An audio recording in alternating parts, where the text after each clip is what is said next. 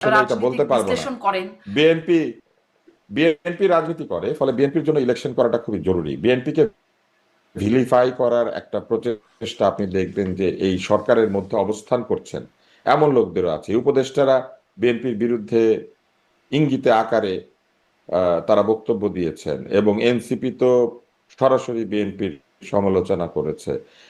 একাধিক জায়গা থেকে বিএনপিকে ভিলিফাই করার চেষ্টা চলেছে। সালাউদ্দিন সাহেবকে বিদেশি সংস্থার এজেন্ট বানিয়ে দেওয়ার চেষ্টা করা হয়েছে।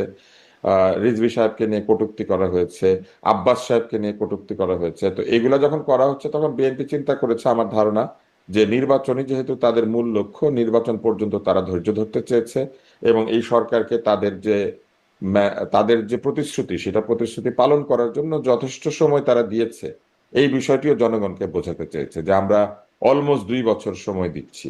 হুম। এইরকম একটা ধারণা তারা দিতে চেয়েছে বলে বিএনপি